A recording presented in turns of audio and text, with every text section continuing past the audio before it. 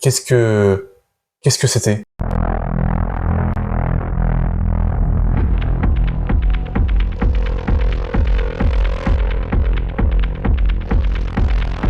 Es mi hija. Hace 5 meses que no sabemos nada de ella. Hay otra fiesta en el desierto. A lo mejor estará por ahí. ¿Vosotros vais a ir? Salut à tous, c'est El Critico et aujourd'hui on se retrouve pour une nouvelle vidéo. Et aujourd'hui on va parler d'une des grosses sorties de ce mois de septembre. On va parler de Sirat. Sirat, c'est un film qui est réalisé par Oliver Laxché, de son nom, on va dire, de son pays natal. Après, il me semble qu'en français ça se dit Oliver Lax, mais voilà, j'ai entendu les deux versions, donc on va l'appeler Oliver Laxché. On va essayer de respecter sa langue, enfin son nom, comment il est prononcé dans son pays. C'était l'une des grosses sensations du Festival de Cannes qui s'est déroulé cette année, car c'est très rare, mais c'est un film, Sirat, qui a fait l'unanimité au Festival de Cannes.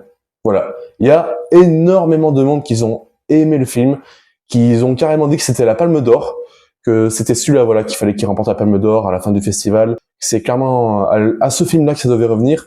Bon, malheureusement, ça lui est pas revenu, on va dire, mais il est quand même reparti avec un prix, parce qu'il est reparti avec le prix du jury. Donc déjà, c'est déjà pas mal, hein. Bon, voilà, après les récompenses au Festival de Cannes, c'est assez, hormis la Palme d'Or, c'est assez bizarre, parce que on a l'impression qu'il y a voilà le prix spécial, le prix du jury, le prix du public, qui sont attribués juste pour consoler les réalisateurs du film du fait qu'ils aient pas remporté la Palme d'Or. C'est un film qui, sur son synopsis, va expliquer seulement une chose toute simple. Le but du film, c'est un père de famille qui s'appelle Louis, qui va partir avec son petit garçon et son petit chien rechercher pendant une grosse fête de rave dans le désert sa petite fille qui a décidé de fuguer ou qui a tout simplement disparu. Ça, c'est jamais précisé dans le film.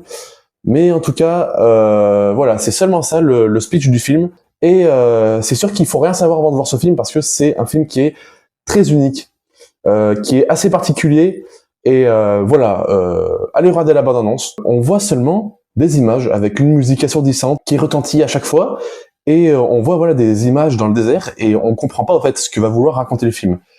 Et purée que le film n'a pas de but de raconter quelque chose principalement, mais c'est une histoire. C'est un film qui raconte vraiment l'histoire d'une traversée dans le désert. Et c'est un film qui est vraiment très spécial, quoi. Vraiment, je sais pas comment le décrire. Une autre chose à savoir sur ce film, c'est que le film contient seulement 1 ou 2 acteurs professionnels. Il me semble qu'il y a, celui qui joue le personnage de Louis, donc le père, le personnage principal du film, qui est joué par Sergi Lopez, qui est un vrai acteur. Mais tous les autres personnages que vous verrez dans ce film sont seulement des fêtards, des gens qui ont l'habitude de faire ce genre de grosses fêtes dans le désert et qui, par eux-mêmes, ont subi des expériences assez étranges, assez traumatisantes. Et franchement, pour des acteurs qui n'en sont pas, pour le coup, dans le film, ils jouent super bien. Enfin, en plus, ça veut parler plusieurs langues, l'espagnol, le français, parce que oui, dans le film, ça parle français aussi. Et c'est surprenant parce que ils arrivent à super bien maîtriser les deux langues. Franchement, c'est d'une maîtrise, je trouve, de leur part, c'est incroyable.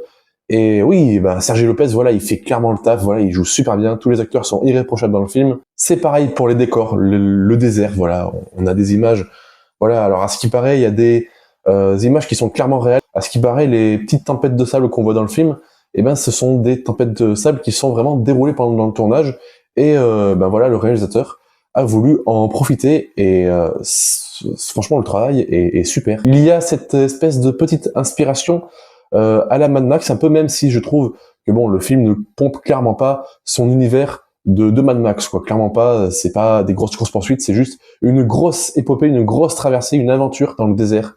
Une aventure qui est éprouvante et plutôt émouvante à la fois. Et c'est un film qui est assez bouleversant, parce que le film est clairement divisé en 2 parties. On a cette partie, voilà, cette première partie où on va être immergé par le son du film, par la musique du film, qui est clairement son point fort. Voilà, c'est clairement le point fort du film, c'est la musique.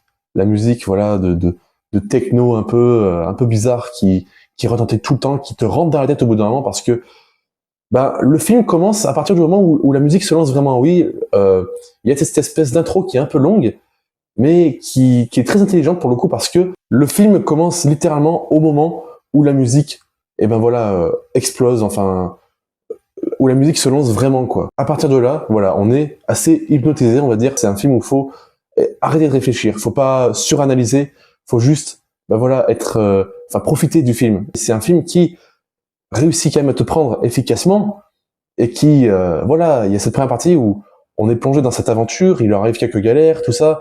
Il y a cette musique qui retentit souvent, très souvent, on entend énormément cette musique et elle rentre dans la tête et c'est quelque chose de vraiment fort, quoi. Vraiment, c'est vraiment le point fort. Et puis on suit ces personnages, voilà, qui sont tous aussi attachants les uns que les autres.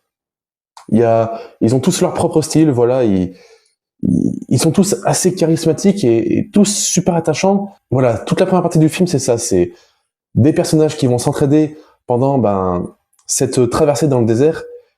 Et puis il y a cette deuxième partie du film qui je vais pas en dire plus, mais qui est d'une brutalité. Il y a une scène qui va plonger le film dans un côté mais extrêmement sombre. Et je pense que personne n'est prêt, vraiment. Ne vous spoilez pas, allez voir le film et vous verrez. Je pense que vous serez tout autant surpris que moi. Franchement, c'est la première fois que je ressens un tel nœud dans le ventre. J'ai jamais été autant mal à l'aise devant une scène dans un film au cinéma comme ça. Franchement, c'est un truc qui est inoubliable et qui reste ancré en toi, quoi. Après avoir vu cette scène, je pense qu'il y a des gens qui vont être premier degré traumatisés. C'est quelque chose de très lourd à supporter. Et puis alors là, juste après cette scène, on a tout un enchaînement après qui est infernal, quoi. On a des personnages qui commencent, on ressent avec eux, voilà, le fait qu'ils en peuvent plus, qu'ils ont envie de tout lâcher et qu'ils font que subir. Toute la deuxième partie du film, c'est ça. Et c'est une expérience, voilà, Sirat, qui est très sensorielle. Et je comprends complètement les gens pourquoi ils ont dit que ça doit être la palme d'or de ce festival de Cannes de cette année, parce que c'est un film qui te prend aux tripes dans sa deuxième partie et qui est inoubliable. C'est vraiment le film sensation du festival de Cannes. Clairement, c'est un film qui est, je trouve, plutôt joli via voilà son visuel, mais qui est très très sombre via sa profondeur. Franchement, c'est quelque chose de très très lourd et croyez-moi, ce film, je ne l'oublierai pas et vous non plus. Vous ne l'oublierez pas avant un bon petit moment parce qu'il va vous marquer à l'encre de rouge. Voilà, c'était ma critique après avoir vu Sirat. Je vous encourage très clairement à y aller. C'est un film qui doit se vivre en salle, qui doit se vivre en salle de cinéma parce que c'est une expérience qui est quand même assez folle. Voilà, c'est pas survendu, non, ça vaut complètement le coup d'aller le voir en salle. Si vous le voyez sur la télé, ça sera vraiment pas la même chose. Vous allez ressentir plus de choses dans une salle de cinéma devant ce film que devant votre télé. Donc je vous encourage tout bonnement, tout simplement, à aller voir ce film, Sirat, qui est clairement l'un des grands chocs de cette année. En tout cas, nous, on se retrouvera prochainement pour une nouvelle vidéo. Je vous souhaite bien évidemment à toutes et à tous une très bonne fin de journée ou une très bonne journée. Ça dépend à l'heure à laquelle vous regardez cette vidéo. C'était El Critico. Salut!